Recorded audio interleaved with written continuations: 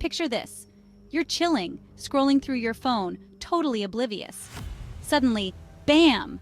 The world glitches, freezes, maybe even pixelates for a second. What was that? A dropped connection? A bad dream? Or a peek behind the curtain of reality itself? What if everything we know, everything we feel, everything we are, is just lines of code in a super advanced computer program? It sounds like a crazy sci-fi plot, right? But hold on, because things are about to get weird. Heavy hitters like tech genius Elon Musk have openly pondered the possibility that our reality isn't what it seems. So where do we draw the line? Or is there even a line to draw?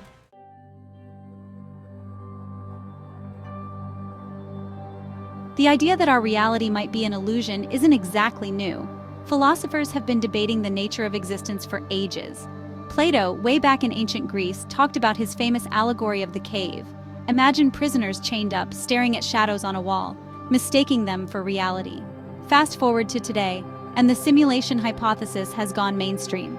From blockbuster movies like The Matrix to late-night talk shows, it's a hot topic that's captured our collective imagination.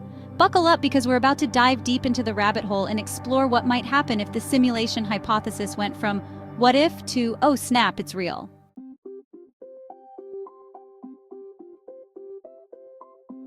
Okay, so the simulation hypothesis might seem like a totally out there 21st century idea.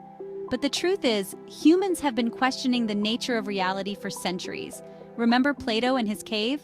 Yeah, that wasn't just some abstract philosophical musing. It was a powerful metaphor for how our senses can deceive us, how what we perceive as real might just be shadows on a wall. Deep stuff for a guy who lived over 2,000 years ago. But Plato wasn't the only one with trippy thoughts. Fast forward a few centuries, and we meet René Descartes, the OG of I think, therefore I am fame. Descartes imagined a powerful, deceitful entity whose sole purpose was to mess with our minds, making us believe things that weren't real.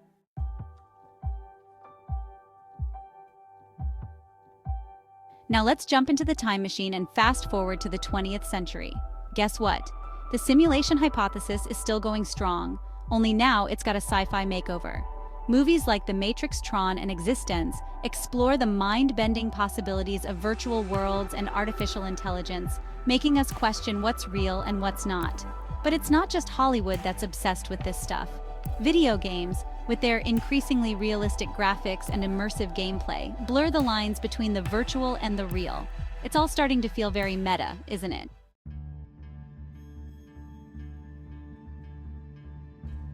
So far, we've been hanging out in the realm of philosophy and pop culture, but the simulation hypothesis isn't just a thought experiment anymore. Scientists are starting to take it seriously too, exploring the possibility that our universe is a giant computer program.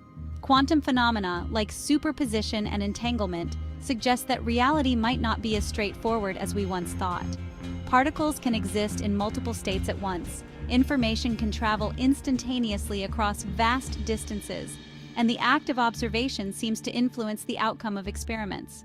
Moore's law, which states that computing power doubles roughly every 2 years, suggests that we're on track to create incredibly powerful simulations, perhaps even ones indistinguishable from reality. If we can simulate reality, even on a small scale, who's to say that we're not already living in a simulation created by a more advanced civilization?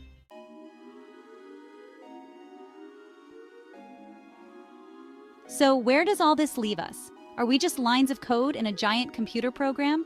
Is free will an illusion? And does any of this really matter in our day-to-day lives? The simulation hypothesis challenges our fundamental assumptions about reality, forcing us to confront the possibility that everything we know might be wrong. But here's the thing. Even if we are living in a simulation, it doesn't invalidate our experiences, our emotions, or our relationships.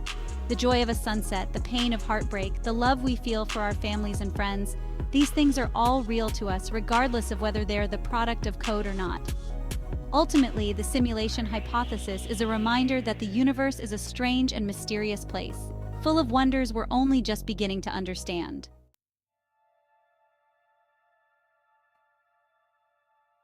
Imagine a typical day at CERN, the European Organization for Nuclear Research. Scientists are huddled around monitors, tracking the paths of subatomic particles smashing together at nearly the speed of light. Suddenly, there it is. A particle behaves in a way that simply shouldn't be possible, defying our current understanding of the universe. At first, they think it's a mistake, a glitch in the system. But the anomaly persists, experiment after experiment, until they're forced to confront the unthinkable. Our reality is not what it seems. This, my friends, is the moment the simulation hypothesis graduates from the realm of science fiction and philosophy to cold, hard fact.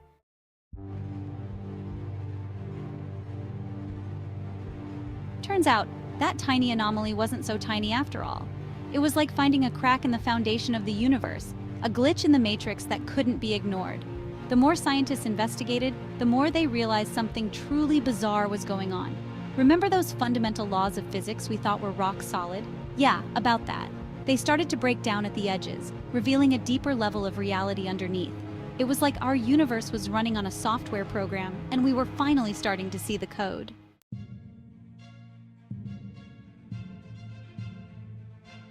The discovery of our simulated reality sent shockwaves through every aspect of human existence. Were we living in a cosmic zoo, with some advanced civilization watching our every move? Could we hack the system, rewrite the code, and become masters of our own simulated destiny?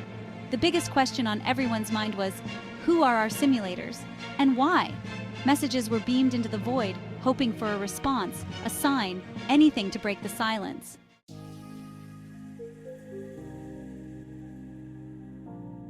The revelation of our simulated existence wasn't just an existential crisis. It was a technological revolution waiting to happen. If our universe was just information, then theoretically, that information could be manipulated. Imagine a world where death is just a software bug, where resources are virtually unlimited, and where the laws of physics are merely guidelines. The race was on to crack the code, to understand the rules governing our digital world. Governments poured billions into research, tech giants shifted their focus, and a new generation of hackers and coders emerged, eager to rewrite the rules of reality itself. But with this newfound power came a whole new set of questions.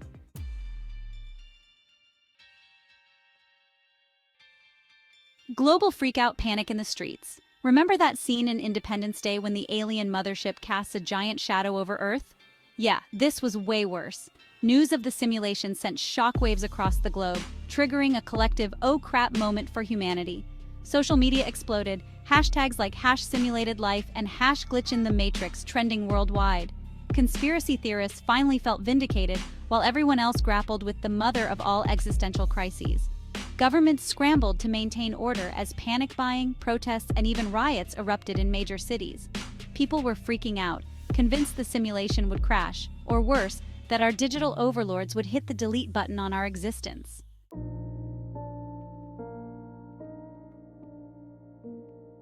Okay, so maybe the world wasn't ending yet, but the simulation news hit everyone where it hurt, our sense of self. If we were just lines of code, what did anything really matter? Was free will an illusion? Did our choices even count?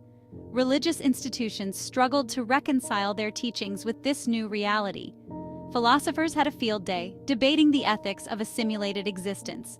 Did we have rights, responsibilities? Could we be held accountable for our actions in a world where free will might be an illusion?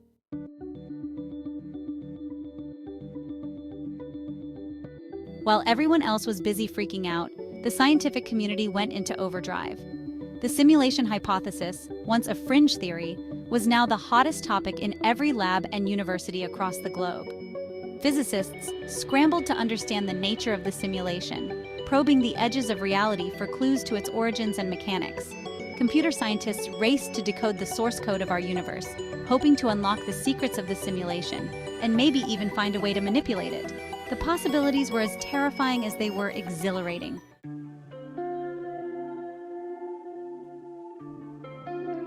But with great power comes great responsibility, right? The ability to tinker with the very fabric of our simulated existence raised a whole new set of ethical dilemmas.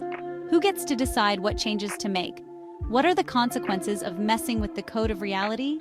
Some argued for caution, fearing unintended consequences that could ripple through the simulation with disastrous results.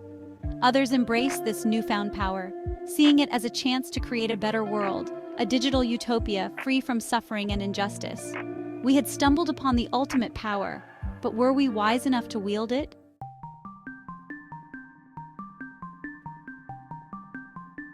Imagine this. You're in court, accused of stealing some digital trinket, maybe a virtual pet unicorn or something. Seems straightforward, right? But hold on, there's a twist. Your lawyer contends that since we're living in a simulation, none of it really matters. It's just code, after all. Welcome to the legal system post-simulation reveal, where everything's up for debate. Lawyers are scratching their heads, trying to figure out how to apply centuries-old laws to a reality that's essentially a video game. Do property rights even mean anything if we can duplicate anything with a few lines of code? And what about murder? Is deleting an avatar in a simulated world really a crime?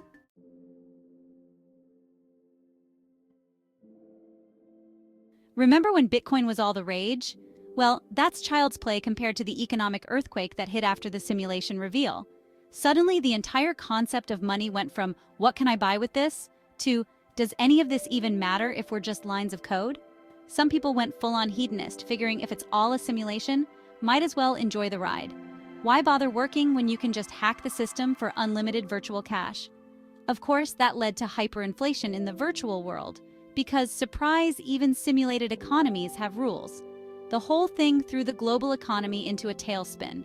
Governments tried to intervene, but how do you regulate a reality that's constantly being rewritten?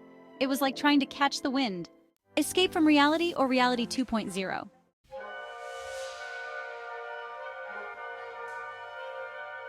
Okay, let's be real. Finding out we're living in a simulation is a real buzzkill. All those late-night philosophical debates about the meaning of life, the universe, and everything, turns out it might just be pre-programmed code. Suddenly, that whole I think, therefore I am thing feels more like I code. Therefore, I might be a slightly more complex algorithm. It's enough to make you want to crawl back into bed and pull the virtual covers over your head. Do our choices even matter if we're just following a script? Does striving for anything have meaning if our achievements are just predetermined outcomes in a giant computer program? It's enough to give even the most optimistic person a serious case of the cosmic blues.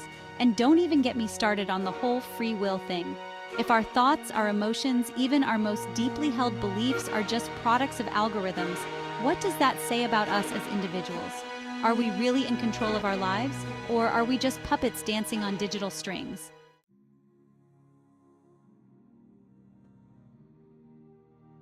Alright, so we've had our existential meltdown, cried a virtual river, maybe even rage quit life for a few hours, or days, no judgment here. But at some point, we've got to pick ourselves up, dust off the code, and figure out what's next. Life in the Matrix goes on, right? Here's the thing. Even if our reality is simulated, our experiences, our relationships, the things that make us human, those still feel real to us. The joy of a good laugh, the warmth of a loving embrace, the pain of a broken heart, those emotions are as valid as ever, code or no code. So maybe, just maybe, knowing we're in a simulation could be liberating. It frees us from the constraints of thinking our reality is the be-all and end-all. It opens up possibilities we could never have imagined before. What if, instead of despairing, we embrace the weirdness, the absurdity of it all? What if we use this knowledge to live more freely, to pursue our passions, to connect with each other on a deeper level? After all, we're all in this simulated boat together.